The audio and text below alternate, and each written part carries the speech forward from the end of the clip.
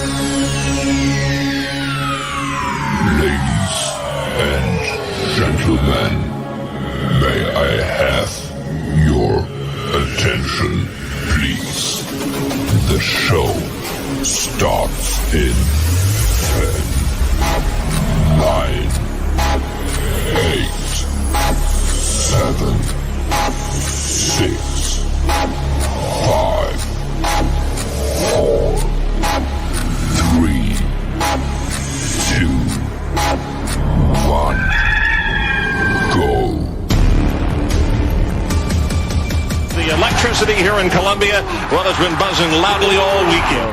Passion of the crowd in Williams-Brice Stadium is second to none. And the rave breaks out in Columbia. It is good! Gamecock fans, welcome home. See how it goes, but we'll be ready to go. It's time to root. South Carolina! It's gone! Touchdown! What a hit! He baked it in! Can you believe it? Gamecocks have won this game! Here are your hosts, J.C. Sherber. Oh, watch him celebrate now! Phil Molinex. My wife doesn't like hanging around losers. And Jamie Bradford. I'm going to tell him, you look like you joined Duck Dynasty.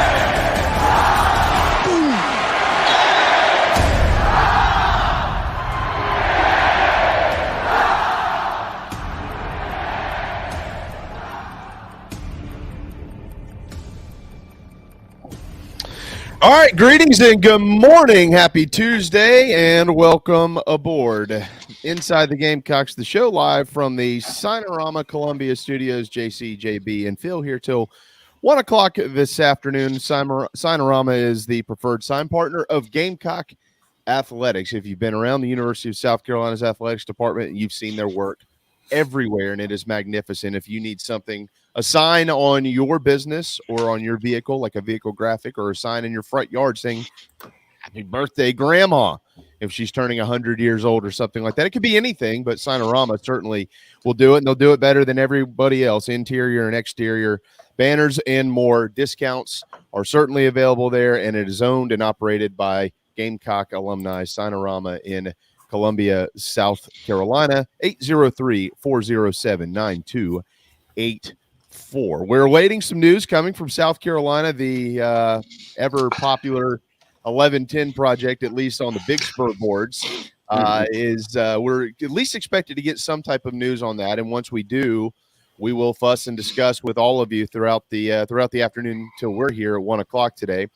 Speaking of while we're here, at noon, we'll be joined by Gamecock baseball head coach Mark Kingston. We'll have some fun with him because he was supposed to join us earlier, and he texted me last night and said he had an eye appointment. And my response was, well, the SEC is tough, and if your head coach is blind, it's going to be even more difficult. There's a fastball 5 feet out of the strike zone, and Kingston gets thrown out, tossed. Here he comes storming out of the dugout. Hey! Not good, huh? So I look forward to giving Coach King some trouble about his eyesight. Hopefully everything's okay there. But so we really look forward to talking to him today. I am as excited as I've been in a while personally about this 2023 South Carolina baseball team. So looking forward to that. By the way, FanFest is coming up at 1:30 on Saturday. So if you're going to be in the Midlands or you're not and you just like to go get a little bit of a peek at what they're working with out there, head to Founders Park, 1:30 on Saturday. Expected to be chilly but good weather. And check them out. Say hello to this year's Gamecock baseball program. With that said, say hello to JC and Phil. What's up, guys? Morning. Doing well. Do I need to add one of these little taglines, clown and not drinking? Did I miss the memo? Are y'all on a private text? Mine said, just great minds, mine said loves Buc-ee's yesterday. And I didn't go with the double Buc-ee's because I have a Buc-ee's beanie too, in addition to the full scale beaver hat I had on yesterday. It just had my other one has the little Buc-ee's guy there. So I didn't go back to back Buc-ee's today. So I was just regular old clown. Yeah, and somebody accused me of having some drinks in the chat box yesterday. So I just wanted to reassure everybody that I am not drinking. Now we do have a St. Patrick's Day episode that we did say to one of our chat boxers. We said we'll consider maybe having like a Friday show, having some Guinnesses or something in honor of St. Patrick's Day. Which, by the way, in Chicago, it's like Mardi Gras. St. Patrick's Day is. It's literally like Mardi Gras. I mean, there's such a big Irish presence here. There's parades. Come to your St. Patrick's Day parade. Come on. Yeah. This game is not over. I hope I don't see that guy. Jerry. It's Jerry Day. Come to Little Owls. Yeah, he'll literally text Nat because they're old friends, How about this? And he's got the keys to a bar. Yes, that's there. Awesome. We are. Yes. Wow, and a chopper. Airwolf. The cock chopper. Y'all remember Airwolf? Maybe this guy Jerry, the Notre Dame guy that I'm convinced has buried people in concrete before. He's old school Irish. That scared me at the game. He has the keys to a bar named Little Owls. And every now and then he and his buddies will go break in or whatever before they open. It's Jerry Day. Come to Little Owls. And that's it's 10 o'clock in the morning and I'm in a meeting at work. I've got that work thing going on. By the way, I want to brag on her for a second. The reason I figured out why did I lose my voice so bad. It's still not 100%. And I apologize for that. And I figured out it wasn't karaoke. It's like her and I have a really good relationship that she's one of the only people that I could sit in the car and literally talk to. And I just realized my whole 11 hours down to Spartanburg Thursday, I was constantly talking. So I talked for 11 hours straight. No wonder my voice is gone. Yeah, you guys think I could do the show for if we did a marathon or something? I'd probably have the same thing. So Jabberjaw's here screwed his own voice up. So, I was tried to blame the karaoke. But anyway, looking forward to it. I think this is the first head coach we've had on the show. We've had Shane Beamer on JC and Morgan on that podcast I do. But I think this is the first time on Inside the Gamecocks we've had a head coach at Carolina. I'm sure it won't be the last one. So no, it won't. Looking forward to getting with Kingston. And I share the enthusiasm. I'm loving the way the schedule's setting up, obviously. Kind of takes me back to the Tanner era where, you had opening weekend and then The Clemson series came and went, and then that was, then about March, you start paying attention again. So it's because you're just not playing it. But I think that's a formula that's worked around here. Don't overschedule in the non-conference. Try to win your midweek games once you get into conference, because you get to 40 wins in this league, which Coach Kingston unfortunately has not won 40 games in a season since he's been here. And I don't know that it's all on him, because I think they've had some pretty, tough non-conference schedules and things like that that have prevented that. But 40 wins, as you always say, Jamie, in this league, 40 total wins. If you get to 500 in the SEC, you're probably hosting a regional. So I think that's good. Yeah. Well, look, there are no excuses. And Coach King will be the first one to tell you that. He knows what the expectations are here. I mean, Carolina, for a long, long time, every year. I mean, you knew every year you could count on Gamecock baseball to win 40-plus games, and that they were always going to have a chance. Certainly the last few years have not been ideal. I'll say, going back to last year, and I'm not sure. I don't, unless you're a baseball purist and you really truly understand the game, understand this league. I don't think anybody has any clue how difficult last year was on them when all those arms went down. I mean, I don't know what you do. I mean, they didn't have any arms left. I mean, it was, and that was piled on top of the year before, where they had already had injuries that were rolling over into 22. And so, it was, that was hard. And it was hard to watch, because it's so frustrating. And if it's frustrating for us, you can imagine how frustrating it is for Coach King and JP, Justin Parker, the pitching coach, right? So here's what I'll say, and of course we'll let Mark take it from there. He'll tell you all about his baseball team. I can't tell you, but I know this: the roster's better, and the coaching staff is upgraded. Okay, so and they seemingly are pretty healthy, unless he spills the beans on anything today that nobody really knows about, which we'll certainly ask him. But they are much healthier than they were going into the 22 season. That is for dang sure, and looking forward to seeing them play. Absolutely, and they've got arms, and I think it was John Whittle I was talking to, and he had talked to Kingston, I guess maybe publicly or off the record. I don't know, but he said, last year, those midweek embarrassing losses, they weren't really rolling out outstanding pitchers, and this year, that guy that takes the hill on Tuesday or takes the hill on Wednesday will be a guy that's quality enough to start on the weekends in the SEC. So it's a completely different setup pitching wise. And look, everybody wants to score more runs. That's I think in general, all of Carolina sports last academic year, you looked at football, baseball, even women's basketball had trouble. They weren't the best shooting team in the world, more of a defensive style team, even though they were national champions. So I think everybody affiliated with the Gamecocks would like to see more points, runs, whatever in a given sport, just simply because it seemed like everybody's offense struggled last season. And I think, you got a new approach at the plate with Monty Lee coming in, and so a lot of new players, and I'm looking forward to seeing kind of how this thing sets up. Yeah, absolutely. I really am. And I'll, one of the things that y'all grew up like this. We all grew up kind of the same way. I grew up at Sarge Fry Field.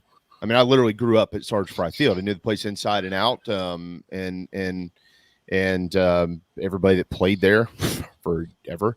And that was a place that you just didn't enjoy playing in. If you were an opponent, you did not want to go to the Sarge. Everybody's right on top of you and whistling at you.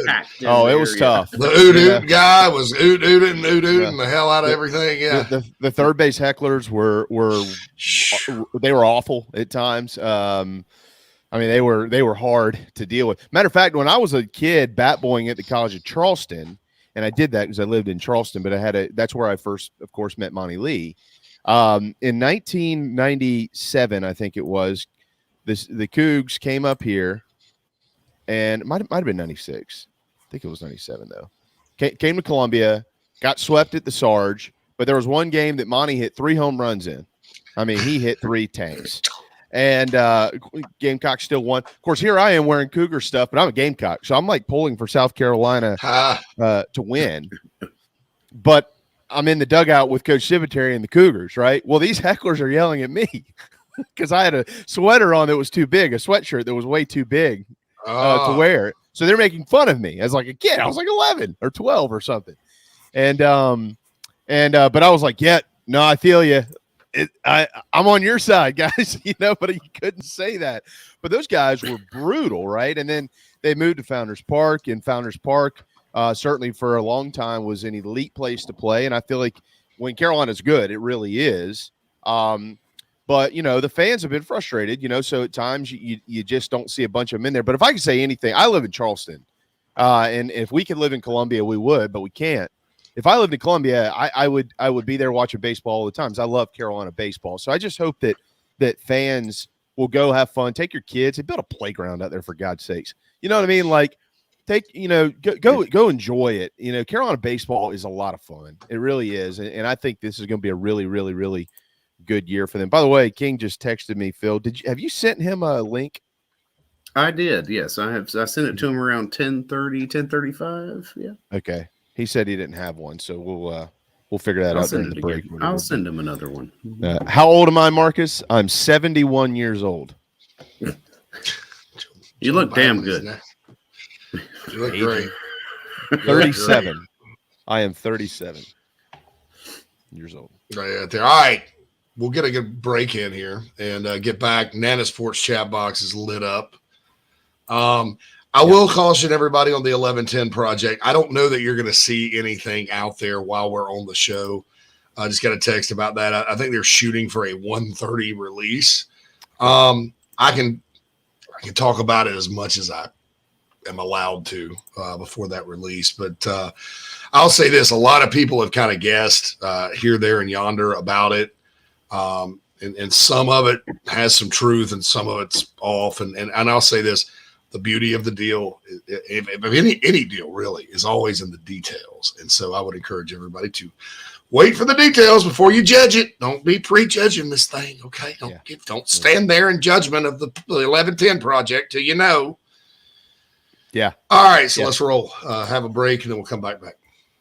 The preferred sign partner of Gamecock Athletics is Signorama Columbia, and they should be yours too. A full-service sign company that handles design, production, install, and service, Signorama Columbia has helped to bring to life the perfect vision for so many all across South Carolina. Owned and operated by proud Gamecock alumni, they can handle all types of signage, including interior and exterior, vehicle graphics, and more. Go to Signorama.com and find the West Columbia location, or call them at 803-407-9284. Bring your brand to life with Signorama Columbia, and go Gamecocks. Are you looking to buy a new home? Kevin O'Connell with Union Home Mortgage is a local mortgage expert and Gamecocks fan servicing North and South Carolina. Whether you're buying a home, building your dream home with new construction, or turning your equity into cash, UHM's world-class service will ensure you find the perfect mortgage to achieve your home ownership goals. Call Kevin at 803-906-0244 or visit UHM.com today. Union Home Mortgage is an equal housing lender. NMLS 2229, LONMLS 1772182. Gamecock Nation, JB here, and I'm here to tell you about my new favorite painting company, A Couple of Painters. These guys are the best. Gamecock fans and excellent painters, and by far the best and easiest quote I've received. They're licensed in both South Carolina and Georgia. They offer 10% off for military, repeat customers, or if you heard it on the show, commercial and residential painting, deck, fence, and cabin staining, cabinet and furniture refinishing. They'll even remove popcorn ceilings and wallpaper, and they offer pressure washing. Find them on Facebook or call 803-522-6832. A Couple of Painters, proud partners of Inside the Gamecocks, the show. Are you sick and tired of your business computer guy? Yes, he takes forever to call me back and doesn't always respond to the requests. Yeah, same here. I'm paying him good money. I constantly have issues, and I'm worried he's not backing up my network and securing it properly. Oh, I feel that, man. My head hurts, but I have a good lead on a good idea. I'm calling your boy Matthew Odom today from Heritage Digital. Heritage Digital is an IT firm that specializes in making sure your IT network runs like a dream.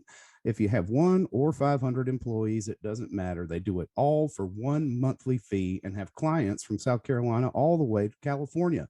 Yeah, I heard that monthly fee's low too, so I don't know why I didn't even think of that. Do you have 843-699-1001 as Matt's contact number? Yeah, man, I sure do that. Or you can go to heritagedigital.com. Man, I hear they do a no-cost assessment. Boy, this will help me. Yeah, I bet. I'm getting on that and encouraging everyone else to do the same. Heritage Digital, 843-699-1001 or heritagedigital.com, a proud sponsor of Inside the Gamecocks, the show. This is former All-American shortstop Drew Meyer, and you're listening to Inside the Gamecocks, the show. Go Gamecocks.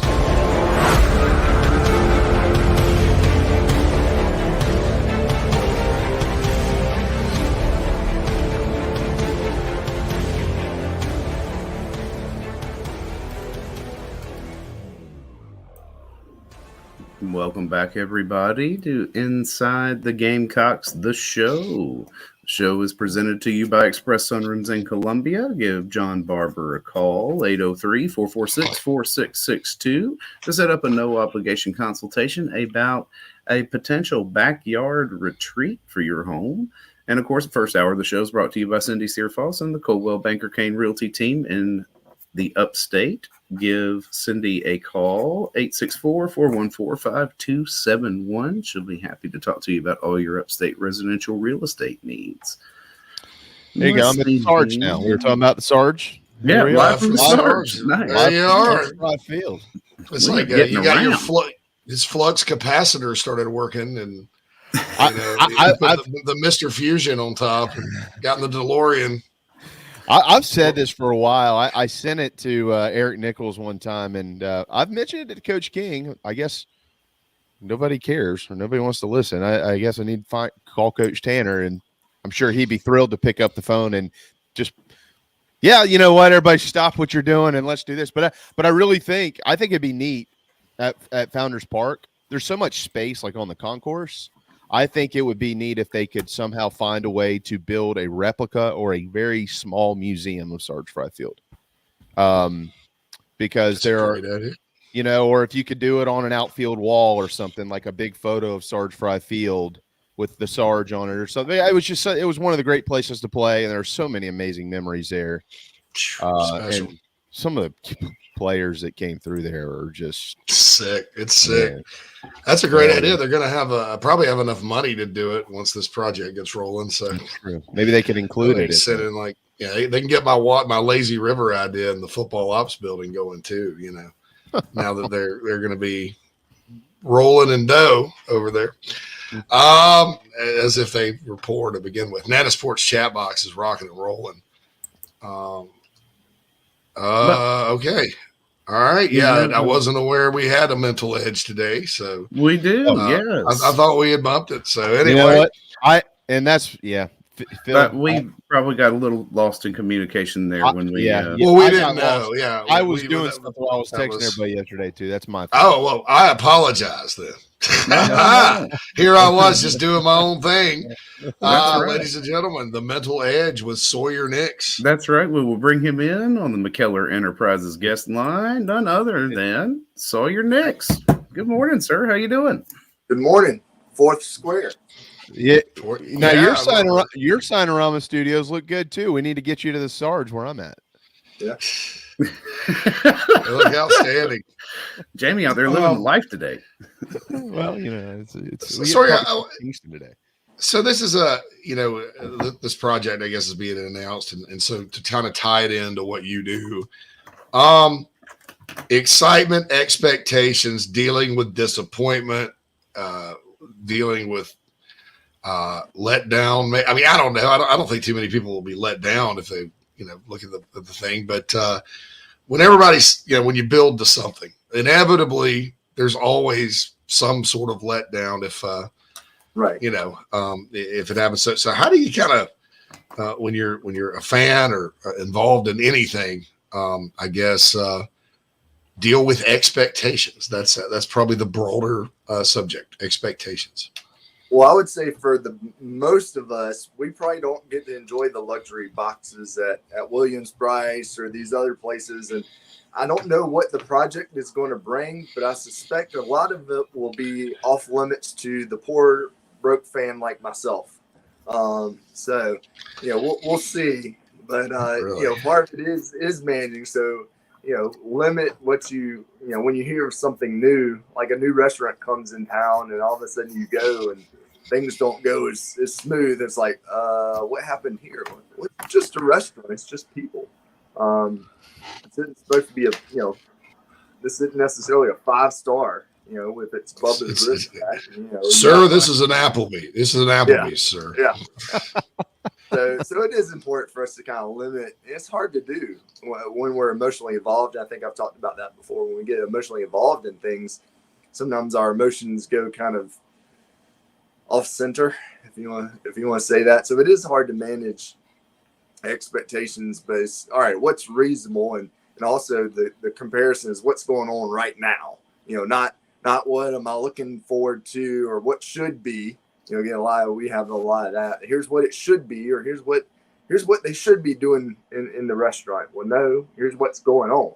You either take it or leave it and adjust to it. So with this project coming on, it's going to be some great things from what I've heard. And for us fans, we're either going to like it or we're not. And they didn't ask my opinion, and I have the feeling they didn't ask y'all's opinion, but I could be wrong. But it's got to take it or leave it, and then we have to figure out how to adjust from there. So. Oh no, they asked my opinion. I've been telling them what I think for a long time on this deal. Chance, he texts me every so often, and it's Chance. I'll let me rephrase JC's question from my version. Does anybody really care as long as you're winning football games? Hey, that's it. I think it shows the investment in not just financially, but investment in the program, which I think is at the foundation of what Beamer's doing. NIL aside, recruiting aside, coordinator aside, it's about the program. It's about the team, and they emphasize that over and over and over. And I think this move just, again, further indicates that. It's about a program. It's about the team, not about any one specific thing. And I think this is going to just help solidify that. Well, and it's JC. To be careful here, but let's. I gotta be careful. I want to be careful, but let's. This is not just about football. We can say that much, right? Right. Mm-hmm. It's as I said before, the beauty of a lot of things is in the details, and I would caution against people thinking this is another thing that caters to rich, quote unquote, rich fans, because I think it'll have a positive impact on all of us, every one of us, from fans to media to people that do the show to Columbia, the city of Columbia in general. And there's beauty in this deal. I'll just say that. Shut my mouth. In the chat box, Realistic Joel says, does it include free men's basketball tickets? That's actually how they're funding the whole thing. They're gonna those men's basketball tickets are a valuable commodity. So buy one get 7 free. Buy one get 7 free, and you get a Hardee's coupon.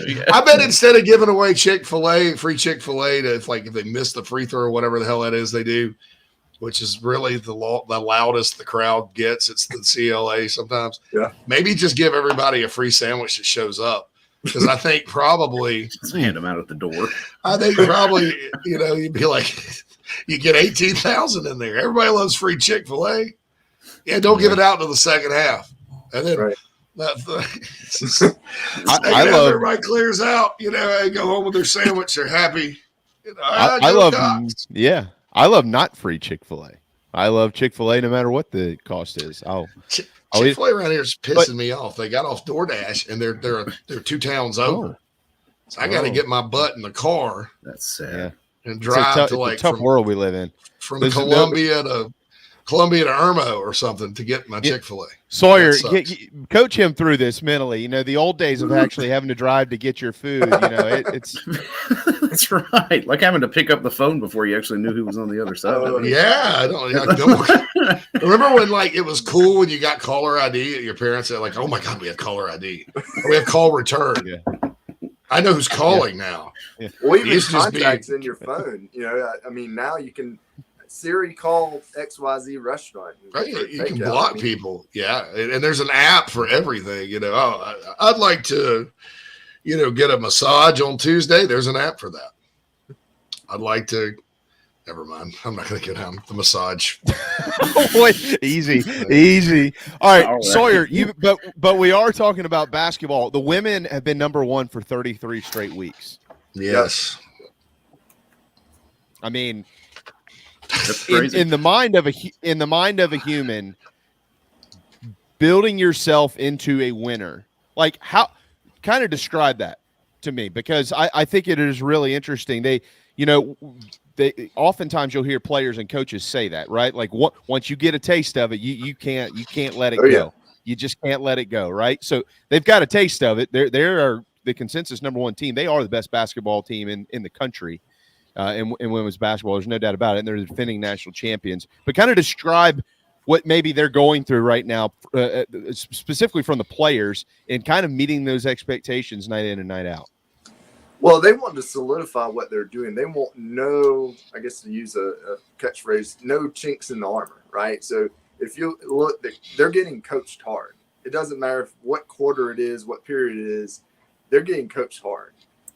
Whether it's third string, whoever's left on the bench, everyone's getting coached hard. And they want to own their own place and their position and their responsibilities. And that's really important. And I think last year, they certainly had an awesome team, an excellent team, and it showed at the end. And this year, they want to continue that, but they want to build on top of that.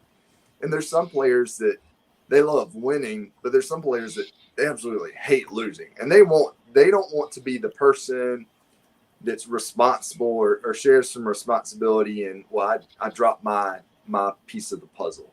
They want to be fully engaged and fully responsible in doing what they can do, working within a team to keep that momentum going. And so they're constantly improving, constantly looking for, all right, what do I need to do? What do I need to sustain? How can I, get better? And I think that's one of the things about competitors that have a taste that as you mentioned, they want to get back. So they're going to work hard. Sometimes people that haven't had a taste, I'll work hard until it's too hard, until the work is too hard. And then, I'm not sure if I'm willing to invest as much. But these players, they've had that taste. Not all of them. A lot of them have had a taste, and then they're wanting to get back there. And they recognize and realize it takes hard work, and they're willing to do that. They're just trying to bring the newer players along and make sure they're on board to keep just improving game to game, week to week, moment to moment, so that there's no cracks, so that they'll be solidified as they go into the playoff season or the tournament for the SEC tournament. They lost last year, of course. So I think that's a motivating factor this year, making sure that they get into the NCAA, no letdowns. And defense is a big focus, I know. And they've developed a whole lot of shooters this year, and their play across the board's improved. So. The mental edge with Sawyer Nix. So in the chat box, Brian asked, or Stacy, I'm sorry, mentally, do you buy into the theory it may be better to lose before the NCAA tournament to take the pressure off? No. I think that's, nobody ever says, I want to lose so I can win later. I think on the men's side, I think people, because that really good UNLV team that lost to Duke, and then the really good Kentucky team a few years ago that lost to Wisconsin. On the men's side, I think I actually buy into that in that sport. There have been a lot of undefeated women's basketball teams, I think, UConn through the years, and some really dominant performances. So I'm with you, but I'll let you speak. My bad. And I want to piggyback on that. I love how Sawyer interrupted before you even finished the sentence, because That is such a and I get it. I'm not Stacey. I'm not picking on you at all because I even say I'm like, well, at least they got it out of their system before they get in there. But as an athlete, it's totally a fan thing. There's not an athlete on earth that is like, I tell you what, guys, let's get beat tonight. We're gonna get paid in March. Shake it off. Yeah. We're gonna mail it in, right, guys? Mail it in. That doesn't happen.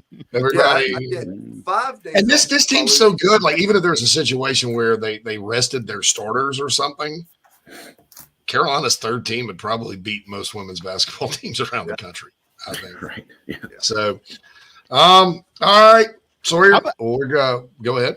Can I ask you one more? You got sure. This is I'm really intrigued by this. I know we're on women's basketball, but and I'm sure there's 1,000. I mean, how about the men? What are they going through? And there's a Gigi question I've got too. I wrote that down. But you got LSU coming up this week. Yep. Okay. All right, and it should be 1-2. I know they hopped Indiana over LSU, but LSU probably should be the second team in the country. SEC's a little down this year. On the other side, LSU, like, they're not as good as South Carolina, but they do have Kim Mulkey, and she is a winner. Whether you like her or not, she wins. She's fire. She is. What do you think her approach is this week to get her team ready for this game at the CLA? Well, it's they haven't played. Her approach is probably, they played UConn, but UConn's not UConn of past. They're kind of, maybe as some fans say, well, they're UConn in name. Maybe it's the name of UConn, but not the team. Well, now you're the team that's going to go up against Carolina.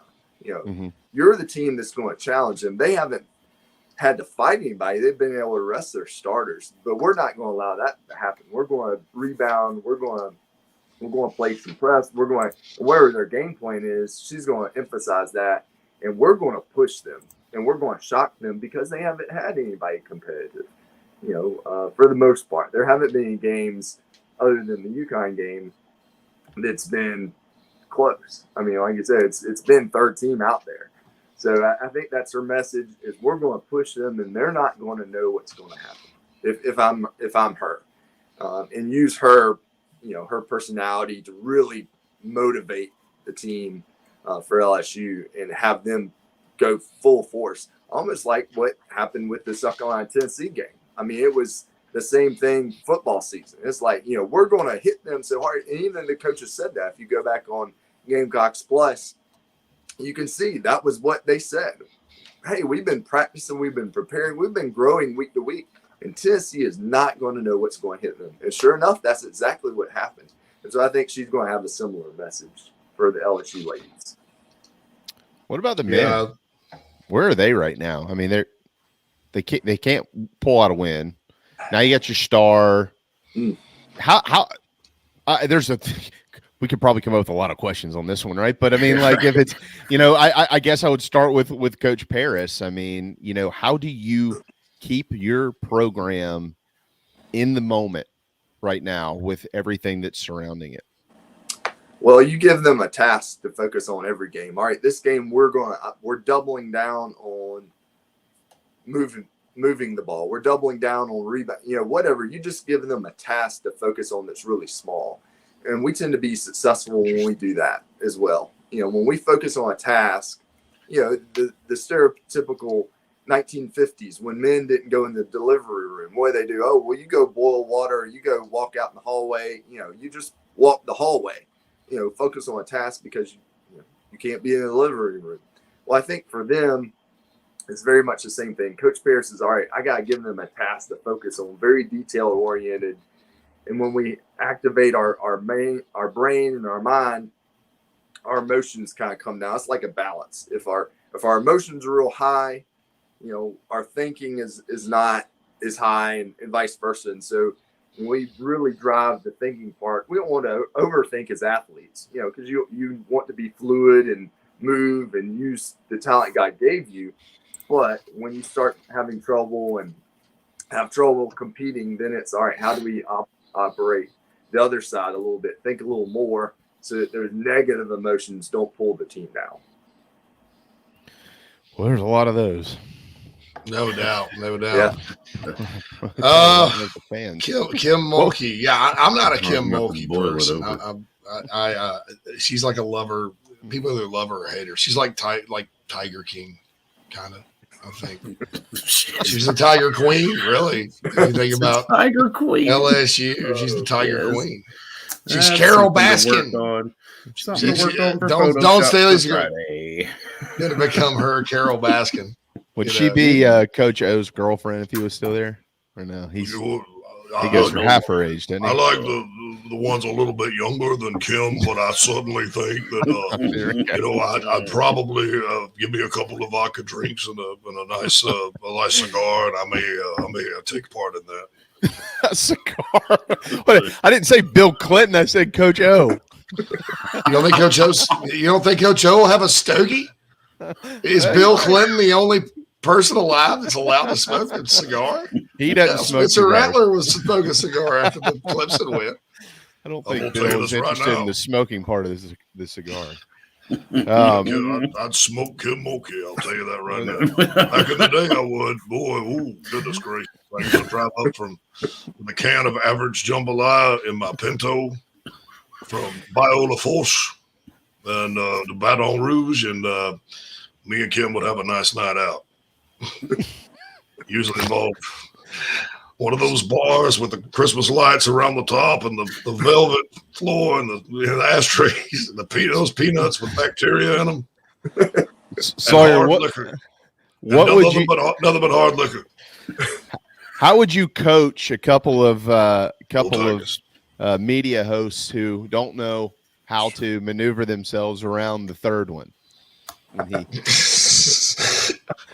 Randomly. I know how to maneuver. You just back out and let it happen. That's cut his screen off. That's the beauty of it.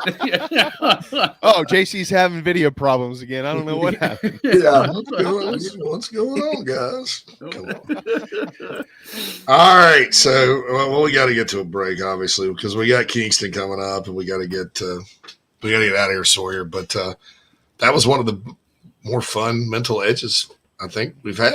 They're always fun and informative, but last week, I had a death, and it got a little somber, to be honest, during the mental edge. So good from there. But appreciate it, Sawyer. Looking forward to having you on next Tuesday. Yeah. Keep rocking and rolling, and we'll talk to you soon, bud. Sounds good. Y'all have a great week. I'll see y'all next week. Thanks, Sawyer. Yes, sir. The mental edge. Time for a timeout, I guess. Yeah. Get a TO, baby. Oh, it's unbelievable. Oh. There you go. I love the smell of napalm in the morning. Easy. He's got a tiger by the tail, he has. He better hang on, too. People have spoken. Nana's Porch was voted the third best food truck or trailer by the Charlotte newspaper Public Poll.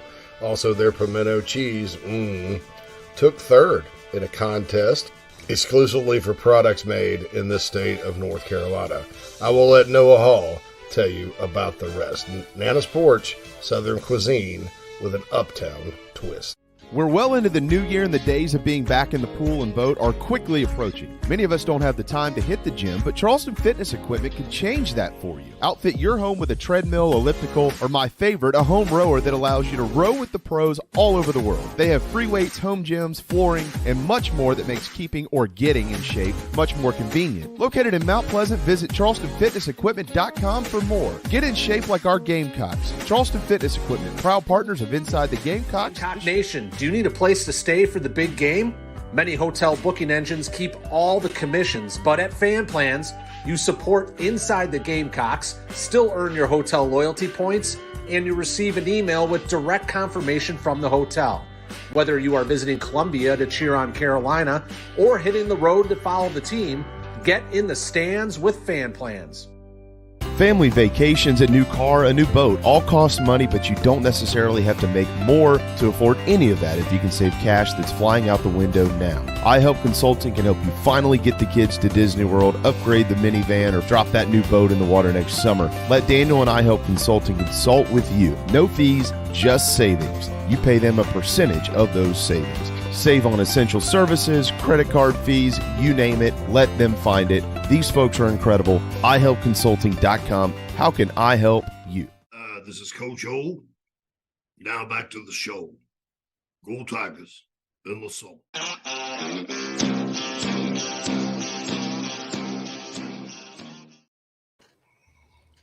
Welcome back, everybody, to Inside the Gamecocks, the show. Brought to you by Express Sunrooms of Columbia. Give John and his team a call, 803-446-4662, or shoot them an email at johnb@expresssunrooms.com. They'll be happy to come by and talk to you about bringing some sunshine into your life here for the beautiful summer we have upcoming. And, of course, Cindy Searfoss and the Coldwell Banker Kane Realty team sponsor the first hour of the show. 864-414-5271 is the number to get in touch with Cindy for all of your upstate residential real estate needs. You know, I just had a thought.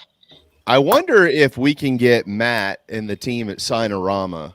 I wonder if they can, the sunshades. Some of them are remote control, like that you can put in your sunroom from Express Sunrooms, and you click it and it comes down. And I wonder if Matt can put like a Gamecock logo or something on that to when it comes down.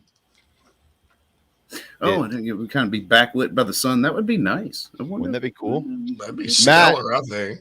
Matt, if you're listening or watching, we got an idea.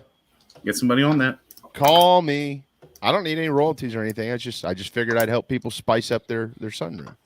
Spice that sunroom up. Or like, or if you could do it like the background, like I've got the Sarge, like if you had like a nice picture of like Founders Park or Williams Bryce and they could print that on the sunscreen. Wouldn't that be cool? I love it. I love the idea. That's a great idea. I'm excited about this plan. I'm excited to be a part of it. A cot cover. Yes. Well, that's what you could call it during the games too. Carolina's minus 7.5. They won by 10. That's a cock cover for you. That's a.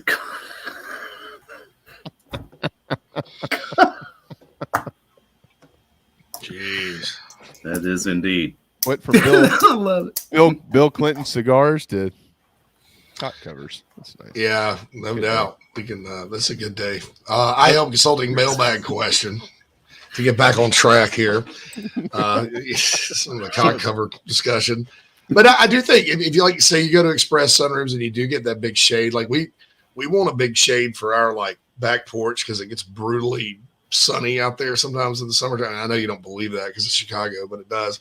And then a big Gamecock shade like that would be awesome. And you can go to Express Sunrooms and also go to pick up your Sinorama thing if they do it, and then just swing on by Express Sunrooms and really make us look like we're awesome advertising partners. If you want to do that.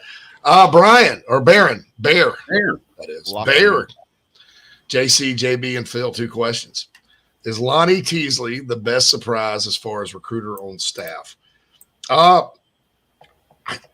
always heard good things behind the scenes since he's been here about his ability to relate to players. But guys, I don't know about y'all. I'll be honest. I didn't expect a bunch of 4-stars from out of state plus Marquis Anderson last cycle. And then you come back and you're going to get 2 more franchise offensive tackles this year from within the state, probably Blake Franks too. I don't know that I expected him to be that crazy, that crazy good at this point in time.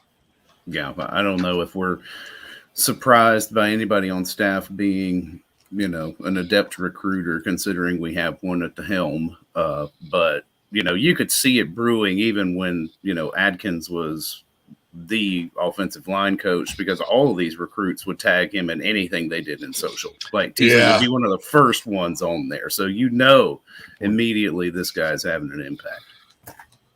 Yeah, I think that's a good point. I think that what we collectively have probably all learned is just to kind of trust whomever Coach Beamer puts in whatever chair he puts that individual in. Yeah. From a recruiting standpoint, clearly, I mean, obviously it wasn't what you wanted it to be from an OC standpoint prior to Coach Sapp departing, that left a lot to be desired. There's no doubt there. But I mean, from a recruiting standpoint, I mean, it comes up every time that somebody is hired, right? You know, who is this guy? Can he recruit? Can he not recruit? Well, I mean, they can all recruit. The one that most people continue to kind of question is Montario Hardesty. I will raise my hand right now and tell you I am not questioning that anymore. I have plenty of information to go on that says he's done a fine job recruiting. And just because you don't see his name on the 24/7 sports data chart that says that he's this guy or that guy or whatever it is, it does not mean that he's not had an unbelievable impact on many of the men in that block. Right. People need to keep in mind, too, because it's not like it used to be. I mean, so much has changed, right, with regards to recruiting with NIL, the portal, whatever. Beamer's staff and Muschamp's staff did this to a certain extent. You still had like guys like Bobby Bentley. Bobby would go out and sign guys at all kinds of different positions, you know, whether in his territory. So he was more of a traditional type recruiter. And the best recruiter on that staff was Will Muschamp. I mean, Will, just about every big-time guy Carolina got, he was right there and involved with it. He was involved with everybody, really. So you did have some guys like that, but there was also a lot of position recruiting. Like Eric Wolford would go out and he would just sign O-linemen across the country. And that would be kind of it. This group now under Beamer is heavily focused. And it's a neat plan because it's a process. So you do have recruiting territories, but what those coaches do is they kind of make initial contact. They go to schools, they visit with the coach, all that, and they identify guys. And then the minute they identify and they get an offer, the position coach takes the lead. And so then you have two guys, and then the head coach is involved and the coordinator's involved. There's a ton of team recruiting. So on those rankings, that's basically just like who you've signed. So like Lonnie Teasley's ranking is going to be, and Jimmy Lindsay's and Sterling, it's going to be insane because their position, they sign a bunch of guys at their position. And so those rankings kind of, and I wish, there's one of those situations I wish I was kind of still there because I think I would go back and, because I kind of headed that up, the recruiter rankings. I would probably go back and tweak that formula a little bit because I just don't know that with the different ways people structure their recruiting plan that it's totally fair. You know, I mean, if you're the running backs coach at Alabama, you know, you're probably going to, you know, sign a bunch of guys. So we'll see what happens with that. But yeah, Lonnie Teasley. And then the second part of this question, North Carolina recruiting or lack of thereof sounds like a massive missed opportunity. Love what Shane is doing, but recruiting North Carolina's been a stable for us. Seems like it's not a focus of this staff. Your thoughts? Okay, I'm going to take this one too. Number one, I have been Mr. You must recruit North Carolina well at South Carolina to have a chance. I am revisiting that. It's always been an opinion I've had strongly. I think that it's fine if you don't do well in North Carolina, but you need to go other places. And honestly, Bear, they weren't going to sign a group as good out of North Carolina as Nick Harbor, Desmond Umeozulu, Big Tree Babalade, and Zabori Sandy. And in a great year in North Carolina for the Gamecocks, that's sort of what their limit. I mean, you know, you have the 1 year where Melvin Ingram, Wesley Saunders, Chris Culliver, Travian Robertson, but that's been kind of an outlier. Normally, your group from North Carolina, you know, you get your Eric Douglases and Jalen Nichols and Sherrod Greens and guys like that. And so that's number one. I don't think it matters as much as long as they continue to do work north of North Carolina, because you get quality prospects there. Number two, I think there is a shot. I mean, the receiver for 2024 from Burlington Cummings, and then there's a big D tackle that's right in Concord, I believe. I think Carolina's in good shape for those two. So I think they're going to kind of break the drought. And then number three, it's not just Mac Brown that's hurting Carolina in that state. It's more of like what we all usually think about, state of the program. And then NC State's been very consistent, you know, because Dorn's been there for a while and they have relationships and all this. So in other words, how it was explained to me was the big reason Carolina's struggling in North Carolina is because the program's been struggling, and North Carolina kids these days either want to stay home and go to and NC State is right there. They either want to stay home or they are sold out and radical. There used to be a song we sung in church, sold out and radical. Da, da, da, da. Anyway, they're sold out and radical to brands, like big, maybe like if it's not Ohio State, and look, it's hurt Clemson a little bit too. Now you look and you see Tennessee's got 2 of the top 3 from that state. Well, that was a popular brand. The top 4 in the state of North Carolina last year: Tennessee, Ohio State, Tennessee, and Georgia. So if you're not like a hot school, Florida State got a kid out of there. I don't know how Rico Walker ends up at Maryland.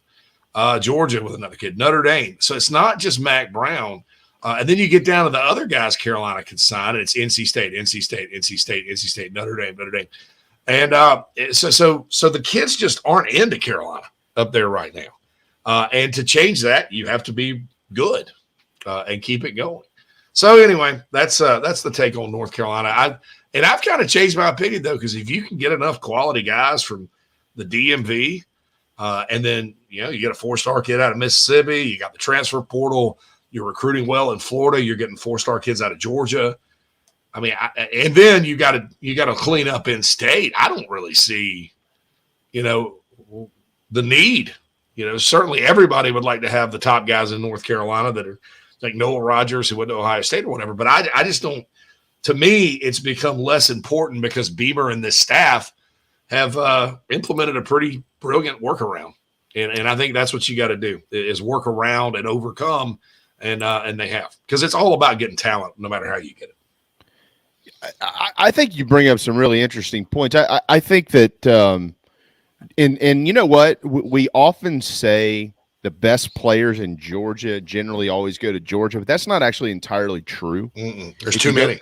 There's too many. So if you go look at the top prospects in football, at least in the state of Georgia, you see a ton of Alabama. You've seen a lot of Clemson. From time to time, Carolina, of course, has come and got some. Auburn has gotten plenty. Tennessee has gotten plenty. You've seen some go even other places, Florida, Ohio State, and things of that nature. So I think we're actually kind of bordered by a couple of states where the kids just seemingly it's a little different. Here in South Carolina, Mississippi, Alabama, Arkansas, Louisiana, these Bible Belt schools that are a little bit smaller, the best players for the large majority of the time go to the in-state school or schools. So Clemson or Carolina, Mississippi or Mississippi State, LSU, maybe Tulane now, definitely Arkansas, but not as much in Georgia because, as you mentioned, there's too many. And in North Carolina, JC, it is different. I'll add to this though. Let me ask you this. I know we got to go, so real quick here. Will said this before. Shane has said this. Even Coach Spurrier said it in a roundabout form. They do consider Charlotte kind of an in-state area of recruiting. Is that fair to still kind of categorize that as in-state? It's only it's an hour away from Columbia. Yeah, I think it is. I think the problem is they haven't really had, since Beamer's been here, it hasn't been like loaded up there. And, you're talking about Mac Brown and his staff or Ohio State, whoever's getting the guys from Charlotte, Georgia, NC State. You're talking about those guys having like a big head start relationship wise, because they were just there. Like J. Braun Harvey from Durham loved South Carolina. Gamecocks finished second to the Tar Heels. He wanted to stay at home. I mean, you have an athlete that was a 4-star player in Charlotte Christian that I guess nobody agreed that he was a 4-star. So he ended up at App State, Christian Hamilton, good enough to play at South Carolina, a lock for North Carolina already, that kind of thing. Chris Peel, South Carolina could have, if Georgia had not taken him, South Carolina could have gotten him, but, Georgia took him. And so, and a lot of these other guys, and look, you don't want to lose this kid, Davian Hobbs, who went to Tennessee. You don't want to lose guys like that to Tennessee if you're South Carolina. Concord is right across the border. And so, there is work to be done there, but I think you make up for it with the work you're doing in the DMV. So how about that? Pretty good stuff there from recruiting expert J.C. Sherbert. That's right. Right here. noted guest on Inside the Gamecocks, the show. All right, I guess it's time for a timeout, boys and girls. So we'll do that. Coach King is running a little bit late today. So we've been texting back and forth, but we will have him here before long. He's going to let me know when he's settled into his office, and then, well, Phil, you'll know when he's settled into his office because he'll be in our back room there. But we'll have him here soon. We'll preview the 2023 Gamecock baseball program with head coach Mark Kingston. Gamecock basketball plays in Missouri tonight, and speaking of all this recruiting, a former very, very, very notable guys in-state prospect who left and went out of state to Georgia retired yesterday, but he was one of the best I ever saw, and I saw him in person a lot. We had a great debate on the national level about him and Julio Jones back that was a tough call. Maybe you can provide some insight into that debate when we I'll go behind the scenes. That would be awesome. Hang tight. Hour 2 coming up. Electric Bikes of Charleston offers the most fun you'll ever have on two wheels. The home of Oventon, Velotric, Magnum Bikes, and more, they sell to consumers all across the state and offer outstanding warranties and service after the sale. Their electric bikes are equipped with 5 levels of pedal assist plus a throttle, so you can ride longer, handle the heat better, but still get great exercise. Bikes are available for all ages and sizes. Visit electricbikescharleston.com or stop into their store in Mount Pleasant if you're in the Low Country. Electric Bikes of Charleston, powering Inside the Gamecocks, the show. The real estate market has changed dramatically from just a year ago. Rates, supply, demand, all of your traditional factors are in a transition phase. That's why if you or someone you know are considering making a move in the Low Country, contact me, JB, at Coast to Coast Realty. I work with an outstanding support cast of attorneys, lenders, inspectors, insurance agents, and more, all of whom are valuable in helping find a way for you to comfortably make your real estate decision. That's right, call me, JB, your Low Country real estate broadcaster. Golfers and wannabe golfers, former Gamecock golfer Meredith Taylor is now a full-time golf instructor in the Midlands of South Carolina. In-person golf lessons are held at the Country Club of Lexington. Half-hour, hour, on course 9 or 18 holes. And if you're outside of South Carolina, Meredith conducts virtual lessons. Just send in your golf swing for analysis. Gift cards are available for in-person 1-hour lessons. Connect on Twitter at Mayor Taylor and find her online at McKellarEnterprises.org. Her email is on the website. Schedule your next lesson today with Meredith Taylor, former Gamecock golfer. You're tuned into Inside the Gamecocks, the show. Sideline is picked off. Brad Edwards will get a convoy. Touchdown, South Carolina.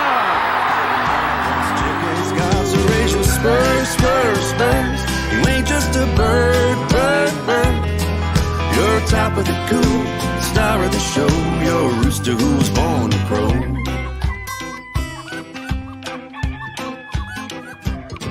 Well, I bet you wonder when you win or lost a step or two. Welcome back to Inside the Gamecocks, everybody. Oh, good. All right. So we're cleaning up some things behind the scenes. Glad everything's working out the way it's supposed to be. But it is brought to you by Express Sunrooms. I love that. I hear that the music at the end of that one. I just keep thinking there's nobody here but us chickens. So I'll probably bring us in like that one day.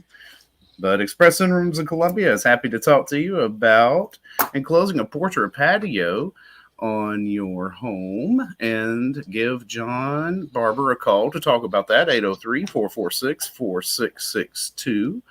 And let's see here. Jamie, why don't you tell us about a couple of painters helping me out here in my bonus room about how to turn it from brown to something a bit more appealing. Yeah, if you want to turn your doo-doo brown bonus room into garnet and black, you need to call a couple of painters. Matter of fact, Tristan texted me yesterday, and he told me that he is already handing out quotes, and we're happy to be partnered with him, as he, of course, paints our program garnet and black every day here in his team. A couple of painters is licensed and insured in the state of South Carolina and all across the state of Georgia as well. You can call them at 803-522-6832, or if you have a rough memory, or apparently you can't see like Coach Kingston, just voice type a couple of painters into Facebook and have somebody tell you how beautiful the photos are. I'm picking on Coach King. No, head to Facebook. You can see so many different examples of things they've done everywhere. It could be outdoor, it could be indoor. fence, deck, ceiling. They'll take the popcorn off your ceiling if you got the old popcorn ceilings. Ugh. Pop. They'll shave it, paint it, The whatever you need to do. Orville Redenbacher ceiling. Yeah, if you've got an Orville Redenbacher ceiling in your doo-doo brown room like Phil does, then you need to call a couple of painters, and they'll even quote you via photos that you just text them. How about that? We love those guys and certainly appreciate them and what they do for us and everybody, because you can never find a damn good painter, but we have found them in a couple of painters here in South Carolina. Absolutely. I'd like to see Orville Redenbacher and Colonel Sanders have a cage match to the death. So can I tell you a quick story? On the way to Lexington, Kentucky in 2016 for the Kentucky-South Carolina game, we stopped in, oh no, now that I'm telling the story, it is, I can't remember the name of I think it's London, Kentucky. I think it's London. Yeah, I just went through there yesterday until Sunday. Which is it's the original KFC. Okay. Yeah. The original KFC. So we stopped and ate at the original KFC, which I hate to do this to them, but it wasn't good. The KFC here in Charleston was much better. So we get out, and there is a minivan pulled up with about a 10-foot antenna magnetized to the top of it. And this guy gets out, and I said, "Oh my God, Matt," my cousin who was with me. I said, "Matt, Robbie, turn around. It's Colonel Sanders." And they looked at him, and we all kind of laughed. Yeah, he does look like Colonel Sanders. But we went inside and ordered, and I joked with the girl. I said, "Yeah, I didn't know there was going to be a real Colonel Sanders here." She goes, "Oh, are y'all not in town for the Colonel Sanders lookalike contest?" Oh, Lord. And I said, well, no, we're on the way to Lexington for a football game. And she goes, "Oh, I get it. But on your way out of town, stop by. You'll see the world's largest frying pan." That's amazing. Oh, that London, Kentucky. Nice. It really scared us. So we oddities. drove by 1,000 Colonel Sanders standing outside eating chicken around the world's largest frying pan. That's you're in amazing. the right frame of mind doing that. You're really going to get thrown off. Oh, man. If you look at the Colonel Sanders, if you look at him on the bucket of chicken, and you see that he's got the tie, he's got his tie on, but it also looks like he's got a tiny body. And if you look at it that way, you're not going to be able to. That's on Instagram. I was like, I can't unsee this. All right. London, Kentucky. Yeah, London, Kentucky. So anyway, AJ Green, Julio Jones, right? So it was the class of, I think, 08?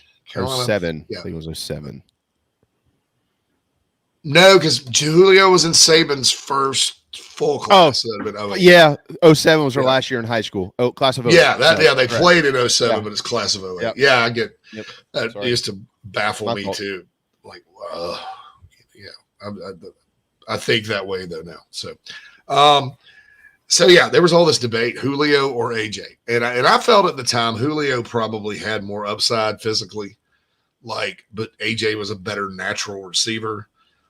It surprises me none that he's lasted this long in the NFL. I remember watching him against Burns, and Burns had a freshman running back named Marcus Lattimore at the time in the state championship game. And AJ, I guess Reed McCollum didn't have such a good day against Burns. Burns kind of beat the poo out of him. But AJ, I remember him going up and just making these towering catches. I mean, Sidney Rice was at Carolina at the time, and I guess the issue that Carolina people had with AJ not coming is he would have just stepped in and done the same thing. He's freaky.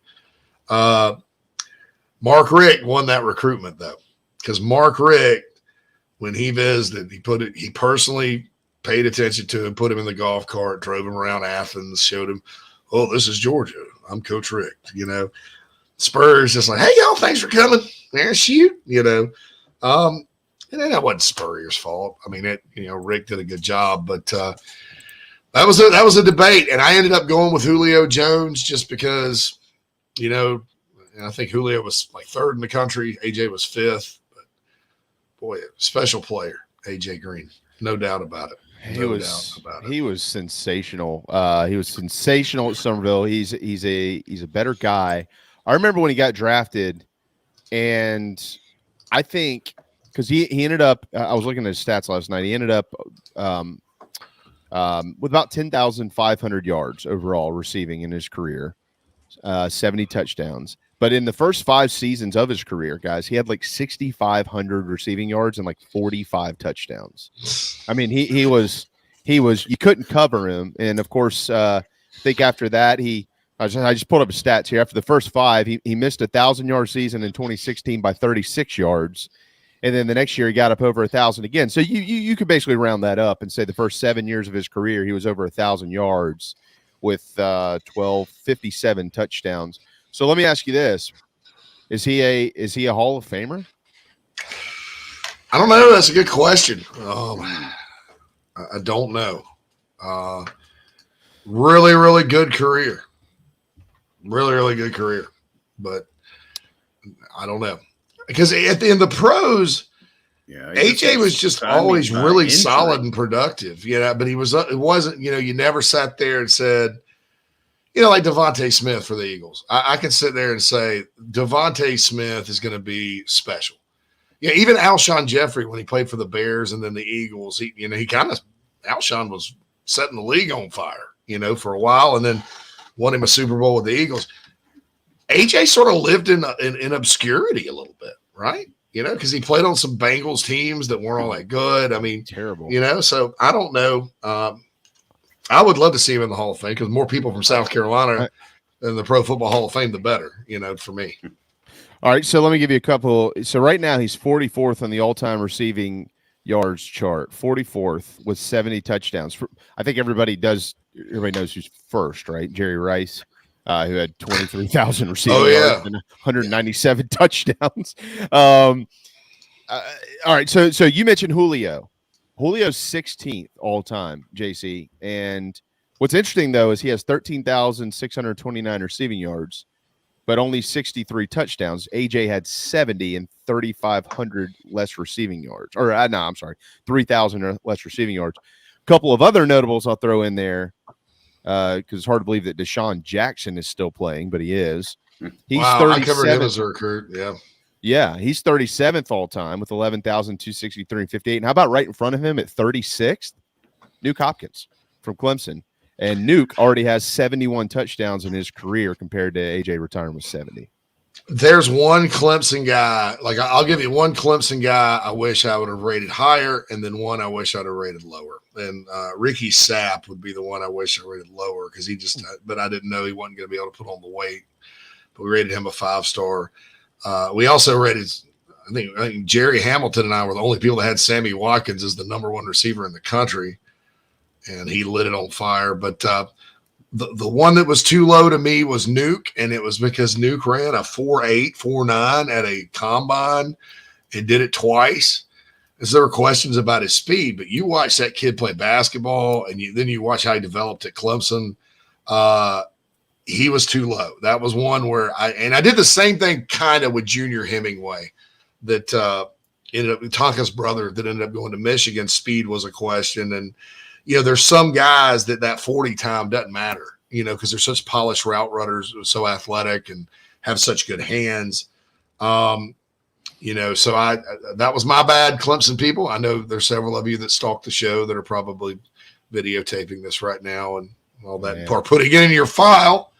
Put that one in your file. Yeah. In your spreadsheet. Put it in your spreadsheet, Shadow of DV. Put that one in your spreadsheet. You're going to clip that and make you famous up here on the radio up here. Yeah. Guy's such a dork. Dork or dweeb? What are we going with? Dork or dweeb? I don't know. Remember the word dork. Dweeb. Dungeon. Speaking of every year it happens around the Hall of Fame because we're talking about the NFL Hall of Fame. Every year Shannon Sharp comes out with his annual campaign of getting Sterling into the Hall of Fame. Yeah. Should Sterling be in the Hall of Fame? Yes. I agree. Probably so, yeah. I'm not saying that because he's Garnet Black. He Sterling Sharp, I think if he was able to play his entire career, would have been the best wide receiver in the history of football. I really believe that. Sterling Sharp was really, really good. And you're going to ask Brett Favre about that. And what was kind of interesting was Brett Favre through his career, went, he had Sterling Sharp with the Packers. Then he had Robert Brooks with the Packers. And then when he went to the Vikings, he had Sidney Rice. So he's been hooking up with Carolina folks. That sounded weird. He's been hooking up with Carolina receivers passing wise. Hooking up because Brett Favre hooking up, you don't know sends a picture of his Peyton Man thing to people, like, hey, here we go. But anyway, that's he did, he had some Carolina connections, and Brett Favre's been around the program a little bit. He was in the building and stuff like that. So I just think it's kind of neat that Favre went from Sharp to Brooks and then had Rice there at the end too, making plays for him. But I do. I think Sterling Sharp, I'm with you, JB, could have been one of the best ever. And he was really, really good. So, I mean, when you look at it for what limited time it was like, we were just running some stats on Julio and AJ Green, but what is this? It's like 65 touchdowns for Sterling and less than 7,000. No, less, what? NFL statistic. Yeah, 8,000 receiving yards. Talk about efficiency. Jeez. He was. Because what was that? 1, 2, 3, 7 years? Yeah, he played 7 years. Yeah. He was. I think he was like all pro every year he played. I mean, if you, I don't know, you just don't ever know. But for his era of football, he was one of the best. And now he's one of the best golfers you'll find. Ask Meredith Taylor; she'll tell you she's played with him. Apparently, on the golf course, he's like Spurrier in how he's like really, really competitive. He hates to lose, and it's not about just like having beer and driving around and playing golf. Like if you're playing with Sterling, you better be ready to play. Oh yeah, that's why Spurrier always played with Sterling. Me and Sterling will go play in this tournament and win. Yeah, and what they won it. The Chick-fil-A tournament. Chick-fil-A, they won it almost every year. They almost won it every year. Yeah. So I don't. Yeah, this 11-10 project announcement's going to probably not be. Yeah. Anyway, we can talk about it tomorrow. We'll talk about it tomorrow. Oh, we'll still be on the air. Yeah, it's just we haven't been canceled. I just got an email. No. We'll be canceled over this. But yeah, KFC asked why didn't Junior Hemingway come to Carolina? Carolina was second. He kind of was one of those guys at the time. Michigan, Conway had an assistant coach, enormous Michigan fan, right? And he kind of pushed the Wolverines with the kid and. I don't know. Junior had a really good career. I mean, there were three guys that went to Michigan from that era, the Spurrier era. Junior was one of them, and he was the best one. Quentin Washington went and did nothing. Adam Patterson went and did nothing. But Junior Hemingway was a good player for them. And I think you see with Tonka now that there's athleticism in that family, clearly. So, that's the thing. Score 2 Media says, JC, were you surprised we offered Brand before Will Wilson? Brand could play a number of positions. With those 2025 quarterbacks, I think they're going to probably look at several of them. And I like Wilson quite a bit, and I know the staff does too. 2025, they're already on 2025. Oh, Quantrell asked why USC didn't get 40. Shannon Sharp. Shannon Sharp was like, oh gosh, he was with the Savannah State. He didn't really have a lot of big offers and was kind of an undersized tight end that the folks in the NFL knew how to use. The Broncos knew how to use that guy big time. KFC says, wonder if Debo will be in the Hall of Fame. I think he's on his way. Don't you guys? Keep it up. Just keep it up. There's a lot of. Debo's been in the league for 4 years, so there's a long way to go. But if he does this every single year, what he's doing, yeah, he's probably going to be in the Hall of Fame. Quantrell asked, why didn't Poona Ford come to South Carolina? It's one of the saddest recruitments I've ever seen. And the best I can answer is Hilton Head High School. That's it. Yeah. The head coach there is a good man. He's a good coach, but none of his players ever stay in state. and at all, you know. And in fact, they go out Midwest. He even had a kid that went to Purdue, right? Receiver that had to transfer down, and he ended up at Eastern Illinois and was on that Eastern Illinois team Carolina beat the other day. So they just, I don't know what it is. You know, it's weird. Only in South Carolina would we have an individual that pushes Big Ten football in the Midwest. I'm like, who knew? You know, I mean, I was like, wow, you know. But that's the deal there. I wouldn't really call Hilton Head South Carolina. It's not. And my granddaddy called it the end of the earth. Because once you got past 90, like the tip of 95, you know, he's like, oh, I'm not going any further than there, you know, that kind of thing. Well, sometimes you can't go any further than there because 95 around that area sucks. Yeah, you're more out to fall in a hole than you are to cross the state line. Yeah, exactly. Like when I was going to the bowl game, I was like, I forgot how bad this is. This is just awful. Oh God, yeah. I've gotten off that bad boy before and gone down like the coastal highway and stuff, around that time of year. It's crazy. Saunders says Hilton Head may as well be a suburb of Cleveland. LeBron says hi. Meredith says, listen, she says, hopped in here between golf lessons, heard my name. Yeah. Sterling is a Hall of Famer. Yeah, there you go. That's it. Oh, yeah, there's no more conversation. It's done. No. She's spoken. This is a good question for Macadino podcast from the award-winning Nano Sports chat box, by the way. He says, do you think it's premature the media is already putting Tennessee as the second best team in the East? They lost a lot. It seems like the media is making the same mistake they made with us in 2014. I think Tennessee's got issues on defense still. And I don't know that they did much to fix it. I think they've got some good young players defensively coming in that in a few years their D-line will be really, really good. But your defense is always going to be exposed when you run that style of offense. So they're always going to give up points no matter how talented they are. And I thought they did a really good job on defense till they played Carolina. I thought that was an overachieving part. I think everybody's looking at Joe Milton's last two games and thinking, you know, wow, this guy's fixed. He's good, you know. Even the long touchdown he threw against Carolina, then they beat Vandy 56-0 and whipped Clemson pretty good in the bowl game. And they're just thinking they'll keep on rolling. Also, I'll say this. Media loves offense, okay?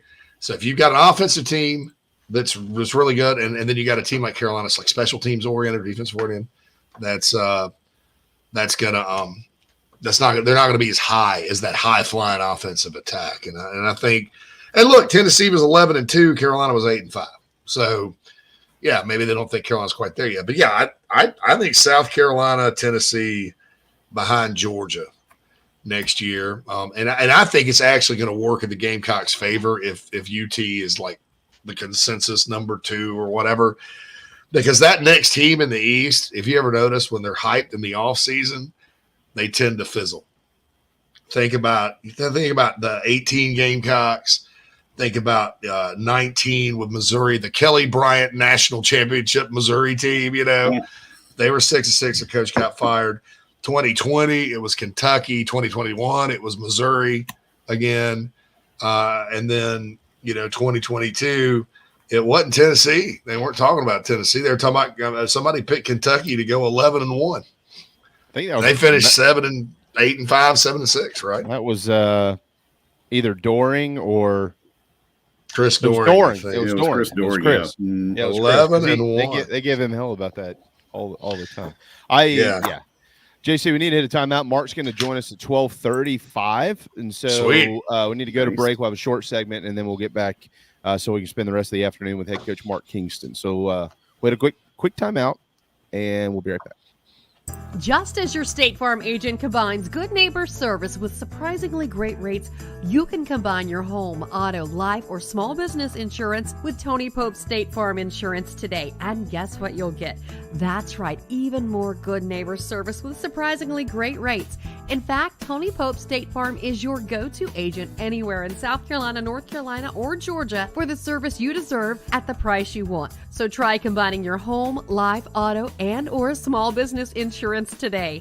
Tony Pope State Farm has been in business for more than 30 years and can handle anything you need in the tri-state area. Once again, Tony Pope State Farm will help you mix and match perfectly. Call 843-851-2222 or visit TonyPope.com today. Like a good neighbor, State Farm is there. If you're in the upstate of South Carolina and are in need of residential real estate services, Cindy Bass Searfoss of Caldwell Banker Kane is for you. Ask her about the Village at Creekside, all of her listings in my hometown of Spartanburg, South Carolina, right there on Daniel Morgan Avenue, married to a lifelong Gamecock fan. And many of our listeners have already bought homes from her and been 100% satisfied with the detail and care she uses. Cindy Searfoss, 864-414-5271, Caldwell Banker Kane in the upstate for your real estate needs.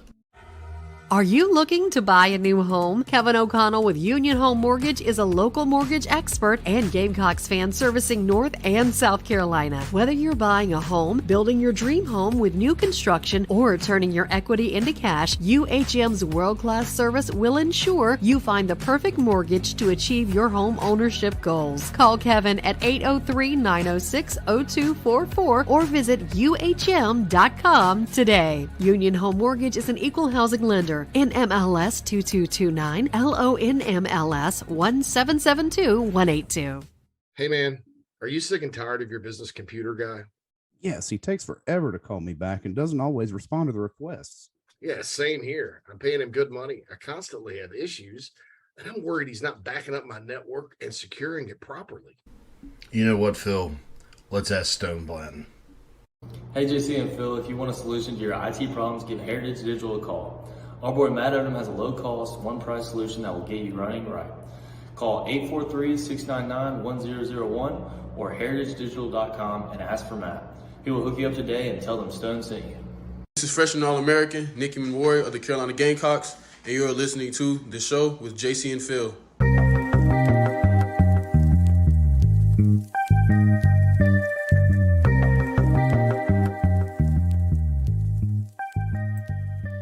Welcome back to Inside the Gamecocks. The show, everybody, is presented to you by Express Sunrooms in Columbia. Give them a call, 803-446-4662. They'll be happy to talk to you about bringing some sunshine into your life this summer. And mention that you heard it here and go with a project. They'll give you $500 off the project. And as everybody knows, I've got a hamster on a wheel that I crack the whip on every time you can't see me off screen so that I don't get dinged by our friends at PETA. But, Jamie, why don't you tell everybody a better option for my little hamster here who could be powering the show with something from one of our sponsors.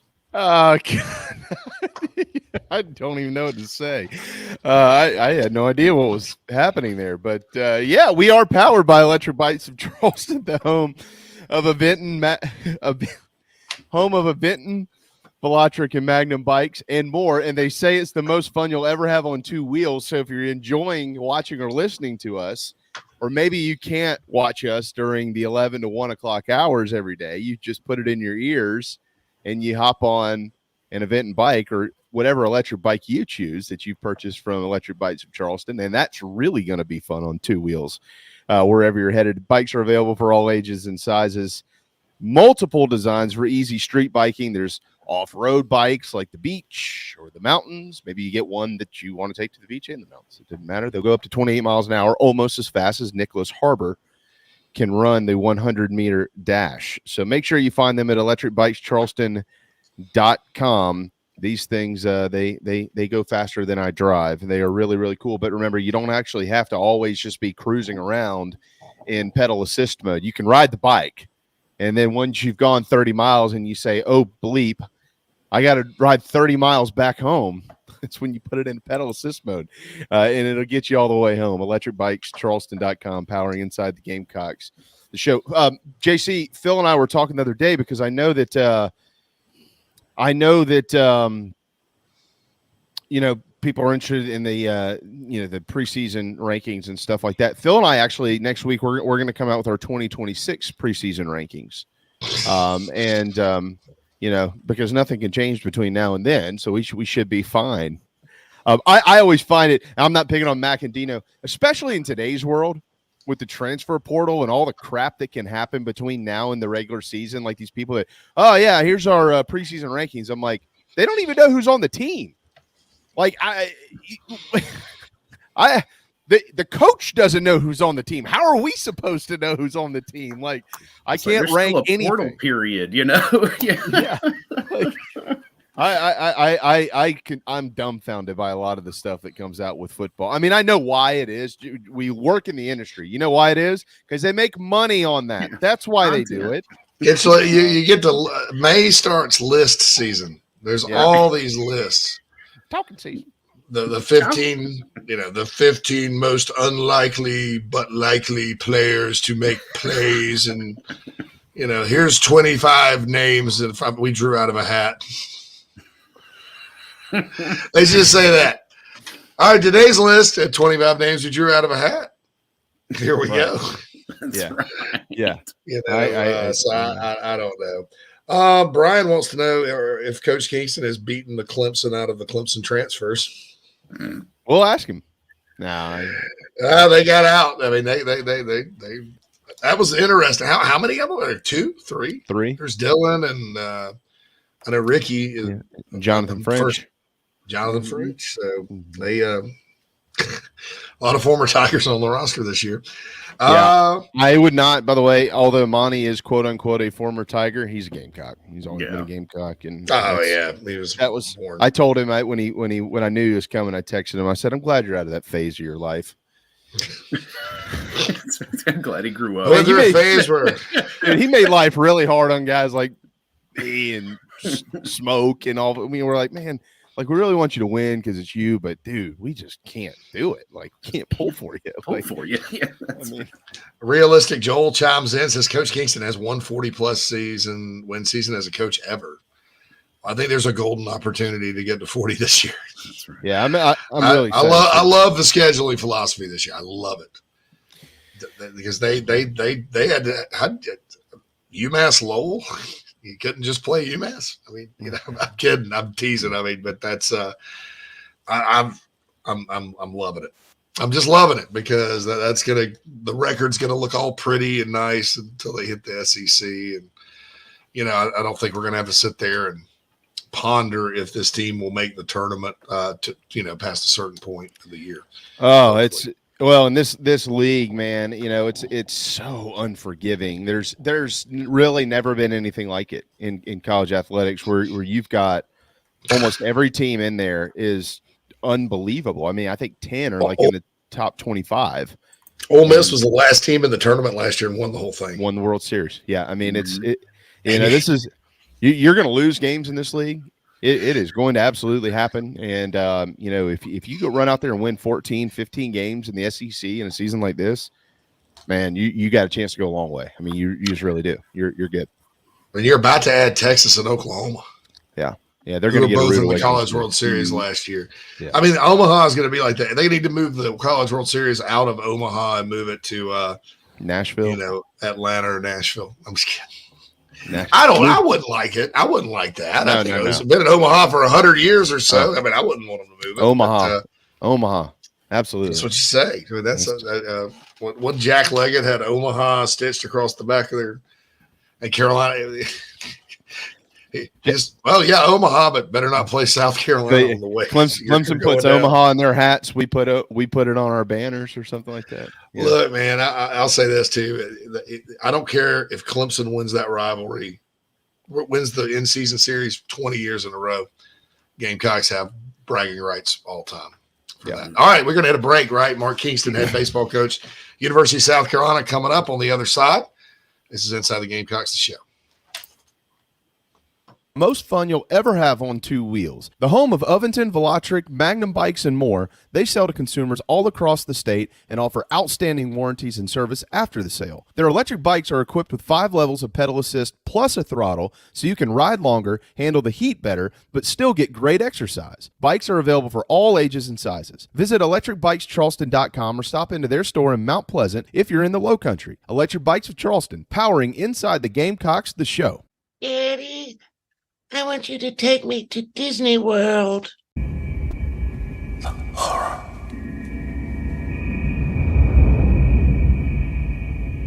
horror. Calm down. JC is here. As y'all know, folks, the family and I have visited Disney World many times, but it can be overwhelming, especially if it's your first time going to the most magical place on earth. I highly recommend wherethisroadleads.com and my friend Cherie as certified Disney vacation planner. That's right. The mouse has given her permission to book your family vacation hassle-free. You don't know where to go, don't know where to stay, don't know where to eat, don't know what to do. It can be overwhelming. So get on wherethisroadleads.com and schedule your free consultation right now. She can help you out. The prices are very reasonable. You don't pay any extra fees. In fact, she's much more reasonable maybe than booking it straight through Disney. So for your next Disney vacation, or, more likely your first, so you don't panic, go to wherethisroadleads.com and talk to Cherie, certified Disney vacation planner, a partner of Inside the Gamecocks, the show. Hey, Mo Kaba here from the Carolina Gamecocks. You're listening to Inside the Gamecocks, the show with JC and Phil.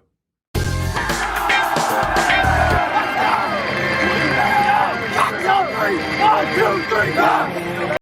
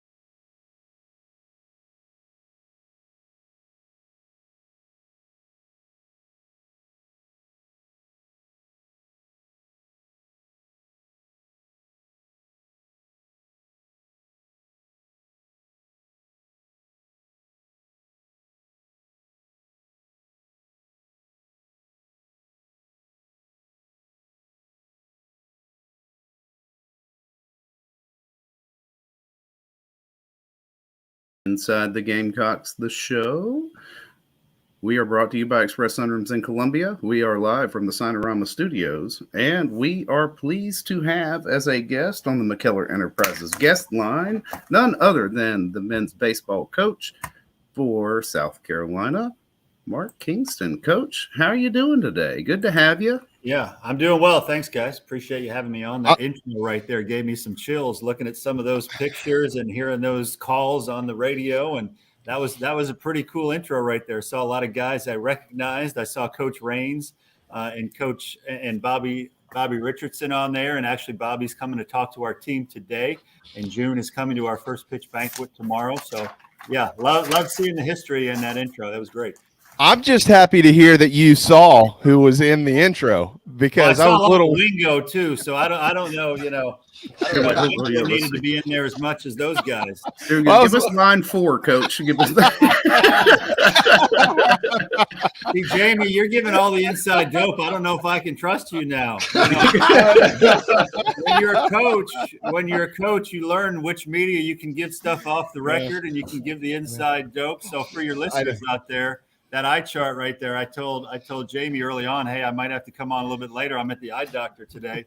And he gave me some good jokes like I was an umpire. Those jokes might have worked like if I was an umpire about going to see an eye chart. But as a coach, not so much. But yeah.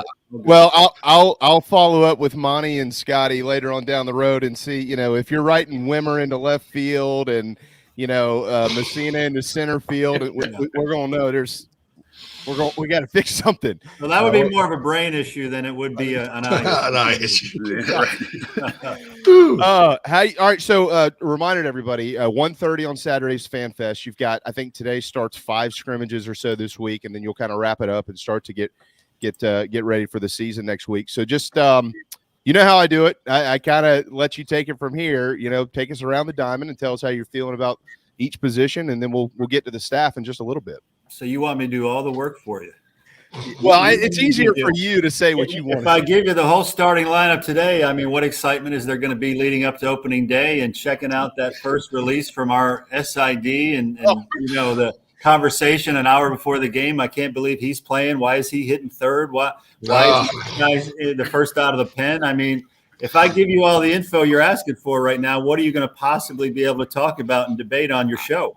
I don't, you know me, I don't debate any of your decisions. I just laugh at all the other coaches. Lots of other people do. I mean, it's like on our website, they post when Whittle posts the lineup before a game.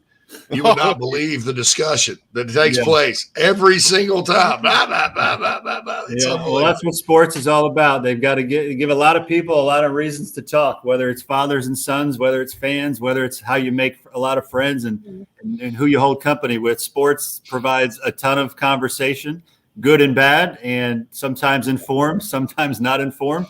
But yeah, that's part of being in sports. It gives you guys something to talk about. If we didn't have fans that disagreed, if we didn't have coaches that disagreed, what would we really talk about? You got to poll the audience before you write the lineup card. I should probably do that, right? You know. All right. Well, how about the catcher position? I mean, obviously, that's a position that's near and dear to both of our hearts. Yeah. And you're deep. You've got a bunch of guys back there. I know you like them. Yeah, I do. You know, Messina and LeCroy probably are the top two guys you're looking at right now. They've really made a nice jump, and I think you'll hear that as a theme on our team this year. It's just the jump that a lot of freshmen have made from their first year to their second year, and LeCroy and Messina are definitely in that category. They've both become stronger.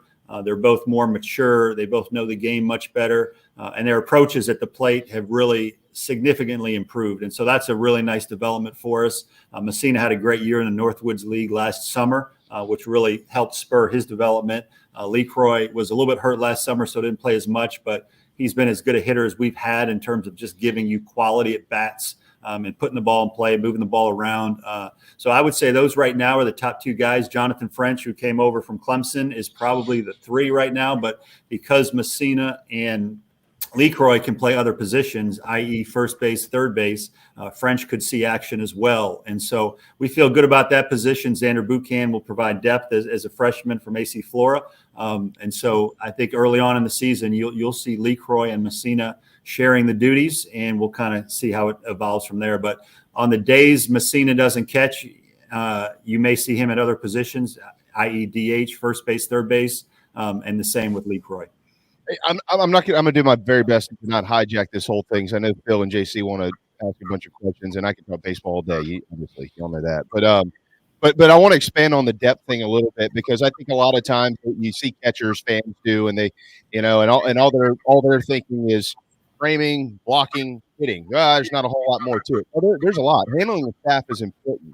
How are they in their development there? Because you've got a really good staff. We'll talk about in a minute. Yeah, well, they're sophomores, so they're not finished products by any means. And that's where myself and Coach Parker especially need to be a big part of what we're doing in terms of their relationships, and a constant reminder, something we tell our catchers all the time, is you have to have a split personality. You have to be one guy on defense and then one guy as a hitter, and they can't cross over. If you had a tough at bat with the bases loaded, you popped out and you're upset, you can't take that behind the plate, because that pitcher's counting on you and this team is counting on you. So that's something we talk about all the time. Our guys really care. The guys we're talking about behind the plate truly care about Gamecocks winning baseball games. And so they know that having that persona is really important for them. So I don't have a whole lot of concern with them in terms of really being invested in helping the pitchers on every pitch. But again, they're sophomores. They as all young players have, they're still maturing to do. They're still learning the game and all the nuances of it. But I feel good about it. And when we see areas that are not being done quite as well as they need to be, it's where Coach Parker and I can step in and continue that guidance. JC? Coach, looking at the schedule this year, it kind of took me back. I've been harping on this because I love it. I think it's, in the SEC, sometimes it's such a difficult league that, you probably don't benefit a whole lot from going out and scheduling things every single year that are competitive. Plus there's a Clemson series, but this schedule looks like it's set up for you guys to get off to a fantastic start record wise. To be able to go out and build that momentum towards the Southeastern Conference season and put yourself in a great position prior to conference play starting. Can you speak to that? Did you kind of pull back a little bit on the scheduling this year, or was it not intentional, or am I missing like that? UMass Lowell's probably pretty good, and Bethune-Cookman's probably pretty good, just because Admittedly, I don't deep dive into all those teams all the time in baseball. Yeah, well, first I'm distracted by the description underneath your name on the screen. As you were asking that question, I couldn't help but be distracted by the clown comment under there. So I know. I hope I answer your question appropriately because of that. But again, no coach will ever tell you they have an easy game coming up. No coach will ever say, yeah, we're scheduling anything other than a challenge. To your point, we play 30 SEC games, and every one of those games throughout the league can go any way, any day, no matter who's playing who in those 30 games. We play the Clemson series, which is another 3 games on top of that, which in any given year, whoever gets the breaks may win that series. We also play North Carolina and Charlotte, which is a tremendous game. So right out of the gate, you're talking about 34 games there that are barn burners, that are going to be really tough games and for anybody playing in those games. And so ideally, along the way, you want to schedule in a way that will challenge your team, but also maybe not overwhelm your team. As you guys know, we had Texas on the schedule the last few years, and 2 years ago, I thought it served us very well because I think it was the difference RPI wise in allowing us to host a regional that year. And so, but then there are other years where you're like, enough is enough. 34 of those are plenty. And we'll schedule teams that, on good days, if we play well, we should be able to take care of business. But as you guys know, no coach will ever say that's a guaranteed win. There's no such thing, not in our sport. Maybe in football, maybe in basketball. If you've got LeBron, there's certain teams you're guaranteed to beat. But in baseball, there's so much that goes to, did you hang one curveball and the wind's blowing out and it turned into a 3-run homer? Or is it that day where every ball you hit hard is right at a guy? So there's a lot more that is to be left for chance in baseball. But do I think we should get off to a good start? Yes. Do we respect the teams we're playing? Absolutely. The teams we're playing have veteran presences and a lot of older guys. And that's the thing that we talk about in baseball and college baseball, especially, 1, because of COVID, and 2, because of the transfer portal. The floor on most teams is higher than it's been in a long time, especially with what would be called mid-major teams. The floor is much higher because those teams are much older and they've got graduate students and they've got 23 and 24-year-olds playing. So in the old days, you could play a mid-major team, know that half the team was young and they just weren't prepared to play in this environment.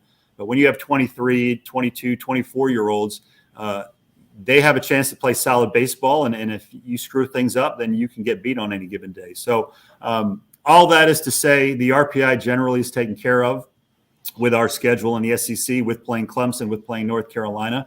And past that, we want to try to win as many games as we possibly can. Yeah, Coach Mark Kingston, head baseball coach at South Carolina. Pitching. And with a lot of those northern teams, and a lot of these teams that people never heard of, I think they sometimes forget, a lot of those northern teams can pitch because there's snow on the ground. They're inside, and they always hump somebody out there who can toss 95 and hang a 12-6 breaking ball or some kind of crazy slider you've never seen. But your guys can do that too. They're pretty good. I don't know how far you'll take it, but how deep do you feel this staff is compared to years past and without injury, of course, right? And in past history with South Carolina, the best teams they've generally had, they have a really solid back end presence. The Matt Prices of the world, the John Taylors, and then before that, Lee Gronkevich, and so on and so forth. How do you feel about your bullpen? I know all these positions are going to iron themselves out. You'll find roles for guys, but talk about the depth, and do you have any of those roles defined?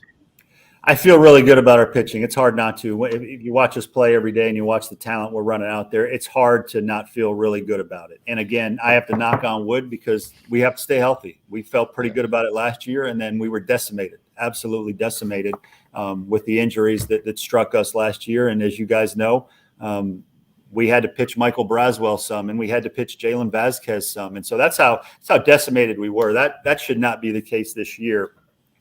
Again, but once bitten, twice shy. As a coach now, once you go through that once, I'll be worried about that the rest of my career in terms of, okay, what's the pitching looking like? But when you start with Will Sanders and Noah Hall as your two of your returning weekend starters, you can match up with anybody. And Will Sanders, if he stays healthy, will be a first rounder. And he's taken another step. What you remember of Will Sanders last year, it's a better, stronger, more polished version than what you saw last year. So tremendous. Noah Hall is as good a competitor as you've ever seen. And I would compare him to a lot of guys that have had great success here in the past. maybe not the 6'3" profile pitcher, but an ultimate competitor, a guy that will do anything to win. And he has more weapons this year as well. His velocity has spiked up. We saw a 95 and a 96 earlier this spring, where last year he was in that 91 to 93 range. So we can win on any day those guys pitches, when they pitch, we can beat anybody, bottom line. And so past that, the other 4 guys that have been in contention for the Saturday and the Sunday spots have been Jack Mahoney, who had a great freshman year before he got hurt, missed all of last year on the mound. But he's a big-time pro prospect. The other day, he was 97 miles an hour on most of his fastballs. Matthew Becker, you guys know Matthew Becker had some unbelievable moments last year as a freshman lefty. Beat Texas, had a great outing, against some really big-time teams. Gave Tennessee as many fits as just about any starting pitcher did all year. So he's in contention there. You're looking at James Hicks, who, again, was hurt last year, missed all of last year, but was still drafted by the Baltimore Orioles. To give you an idea of the quality of pitcher he is, he decided to come back, so he's in contention. And then we have a freshman that's about as unique and talented as I've had in my career. And I say that saying that I recruited and coached Shane McClanahan, who started for the American League in the All-Star game this past summer. Eli Jersenbeck is in that same category. Now, what his role will be early in the season is still to be determined. We're going to see, again, we talk as coaches every day. What's the best role for this guy? How do the pieces of the puzzle fit together? But you're looking at those 6 guys probably who are most in contention for the Sunday and the Tuesday spot. And the other guys will go to the bullpen. So I feel the starting rotation will be very well taken care of, and whoever spills over from those will go to the bullpen to join a lot of other really, really good arms back there. So you're only as good as your pitching. And I feel like our pitching should be in really good shape, provided we stay healthy. I cannot wait to see those guys play. How would you describe your offense? Because some years you got a bunch of big bangers, some years you don't. I feel like you got a bunch of guys that can do a lot of things. How would you describe it? I think it's going to be a little more balanced than what we've had in the past. And again, I compare, and I think I said this at a press conference recently, I compare what you want and what you have are rarely the same two things. What does a football coach want? He wants to be able to run the ball. He wants to be able to throw it deep. He wants to pound the ball. He wants to have speed on the out. You want everything. And a baseball coach is no different. You want speed, you want power, you want clutch hitting, you want 2-strike hitting, you want left, right, you want it all. You want older guys, but a couple young, talented guys sprinkled. You want it all. And rarely as a coach, when you have 11.7 scholarships, do you have it all? What this team will be, I think, is a nice balance of left, right. I think most days we'll be able to start at least 4 left-handed hitters that are quality, older type hitters. I think we're going to have a number of guys that can go double-digit homers. As I'm looking at the guys that are projectable starters, Denny and Brewer, 2 transfers, are both left-handed athletic outfielders who both have had seasons where they hit double-digit homers. Gavin Cassis is a guy from Vanderbilt that will be a double-digit home run guy. Wimmer has had a double-digit home run season. Will McGillis, who probably will play second base, hit 16 homers for Southern Miss last year. And on and on. And so, maybe the most improved player on our team, and maybe arguably one of the best hitters on our team right now, is Carson Hornung, who now is up to 230 pounds and hits the ball as far as and hard and as consistently as anybody we have. So I think you're going to see a good left-handed balance, which we have struggled to have the last couple of years. I think it's in terms of speed. Wimmer can steal bases. Stone can steal bases. Brewer can steal bases. We have a young freshman that probably is not quite ready to be a starter yet, named Will Tippett, who's a switch hitter from Georgia, can play any position on the field, including shortstop. And he's a 6'5" runner, so he'll be able to steal bases. And then, the guys like McGillis can also steal bases in the right spots and the right opportunities when the matchups allow it. So I think it's going to be a team, again, that I don't know that we're going to bludgeon people. Like we all want to be able to bludgeon people. I don't think we're going to be that offense. But again, when you have the type of pitching we have, it's hard to say you can afford unbelievable pitching and unbelievable offense and unbelievable defense. You've got to borrow from Peter to pay Paul sometimes. And so I think this offense, though, will be able to really complement the pitching we have, and I think it will play pretty darn good defense on most days. How about Braswell? How's he doing? Yeah, Braswell's doing fine, but he's in competition to be a starter right now. You know, you will see guys that played on last year's team every day, no matter what, that are now fighting for spots, and I think that speaks to. I think that speaks to the talent level on our team. It speaks to the influx of new players we have. That you've got guys that there were no doubt starters last year that are now fighting for playing time, and I would put him in that category. All right, I got to ask you about Monty. I know I'm stealing the show here. I've known Monty for my whole life almost. He's when I knew that you were bringing him on staff, Coach, that was awesome, and I'm so proud you did. I don't think a lot of people looked at it. Clemson coach, Carolina coach, they get along. Why don't you tell people how y'all get along? We get along great, and I'm sure if you ask Monty, he'll tell you the same thing. Number one, it's got to start with a mutual respect, which we have always had for each other. Number two, there has to be great communication, and we love talking the game. I mean, sometimes we talk the game. I'll shoot him a text at midnight, and he'll give me back his reply, and then I'll call him and say, all right, let's talk this through. It's been tremendous. And once he's taken that uniform off from the other team and put this one back on, and again, it's a reminder, he was here much sooner than he was the other place. And so it's almost like a homecoming of sorts for him. I think that was important to note. He was a part of some really good teams a while ago. And at the end of the day, I think, as a head coach, you have to have the confidence and belief that, hey, anything that can help our program, I will bring in. And, I'm not worried about anything other than this guy was the best guy to help us win games.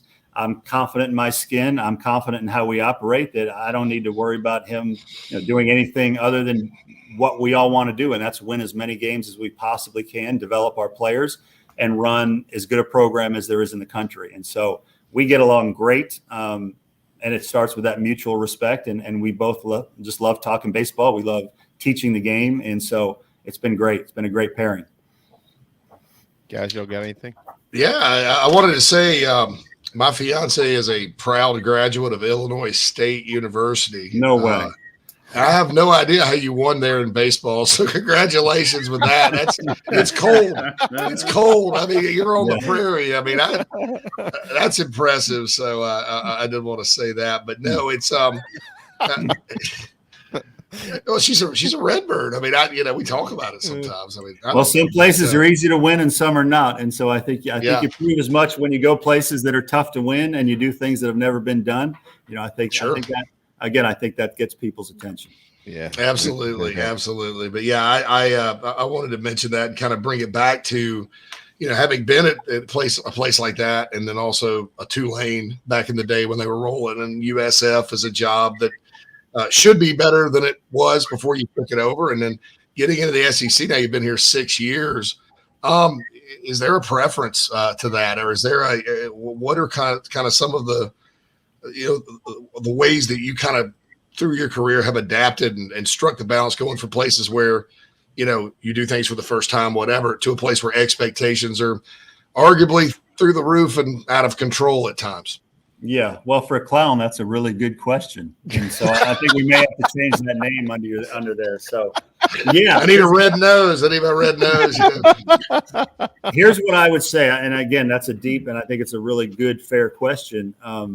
Everywhere I've been, I've learned something. And I feel like one of the reasons why Coach Tanner brought me here is because I didn't skip steps, because I proved at very tough places that we could overachieve.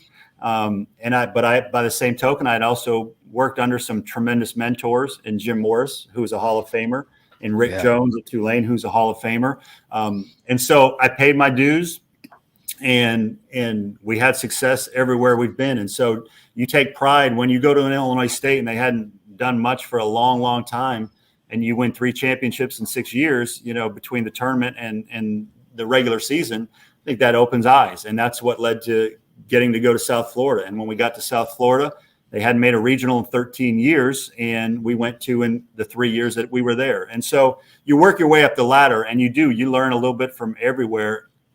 There's some things that are the same no matter where you go, and then there's some things that are drastically different.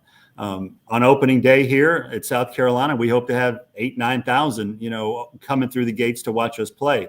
When you're at Illinois State, it's moms and dads and girlfriends and, and so But on the diamond, between the lines, you're still coaching players that want to get to pro ball. I mean, we had major leaguers, Paul DeYoung and Brock Stewart, are guys we recruited and coached at Illinois State that are Major League Baseball players. So you're still coaching a good caliber of player. You just have more of that here. And so, my experiences at Miami, I would say probably most closely resemble what South Carolina is. It's a program that has won national championships. It's a program that has a very demanding fan base. It has expectations that are through the roof, which is fine. That's why you work your ass off to get to a place like this. You don't run from them. You don't hide from them. You just do everything you can to have success. And most of the time you do. We've had, some really good success here, not the ultimate success, which we're working for. And sometimes things out of your control go against you and kind of cut your legs out from underneath you. So what I've learned, and again, going back to Miami, the most similar program, you put your head down, you recruit your ass off, you coach your guys, you create a great environment, and you put the blinders on. Learn that early on. You put the blinders on and you do everything you can to create the best outcome for yourself. And the bigger the program, the more fans there are going to be, and the more fans there are, the more disgruntled fans are going to be. Look, fans have the right to be happy or upset or somewhere in the middle. I'm a Miami Dolphins fan heavy for 40 years now, and there are times I'm really happy with what they're doing, and there's times, man, why didn't they do this, or why did they run the ball there, or how come we didn't throw or get the play? We need to get the play in time. But at the end of the day, I love the Dolphins. I love the direction, and I think that's what it's all about. You and Darius, y'all can share a cry together. Yeah. If you next season. By the way, speaking of the NFL, are you in? Was it last year or the year before? I know we got to go, and I know we got to let you run. You got to actually coach a baseball team. Didn't you and the Beamers, didn't y'all get together for Super Bowl? Are y'all doing the Super Bowl extravaganza again? No, actually, I host our team for the Super Bowl every year. Our guys will all put on their favorite football jersey, and we have the team over to our house, players, staff, families, over to my house for the Super Bowl. Beamer and I last year watched the NCAA football championship together. And that's right. Since that led to us having, bad luck last year in baseball, I banged that this year. We didn't do that. We're going to change our major. And so he took all the luck. So we decided to skip that this year. Yeah, I don't blame you. He can't bring luck to everybody. It's it just is what it is. Well, look, as always, thank you. You always respond to everything I've ever asked for. It really means a lot. I appreciate it, and certainly looking forward to seeing you next weekend for opening day. By the way, I don't know what's happened to it, but I'm a little short on gear. You think I could slide in and grab some very gear? Subtle, huh? Guys, did you teach him how to be so subtle? Yeah, slide right well, in. I figured if I put you on the spot, I'd get some somehow. Sometimes we refer to stuff like that as though he's trying to do the old Jedi mind trick on me, but you didn't even attempt that. You just went right for the straight ask. Well, I'll see what we can do. Just because I'm so impressed with the gumption right there, I'll That's amazing. Every time I ask Wingo, his response is, yeah, all right. Oh, look, there's a squirrel. You're like, Scotty, I lock it in, Scotty, lock it in. I just need a shirt, man. Like that's all I'm trying to help here. So, I will touch base with you when we get up there, and I'm trying to bring my children up so they can catch their first Gamecock baseball game as well. Great. But as I tell you all the time, see you in Omaha, and really appreciate it.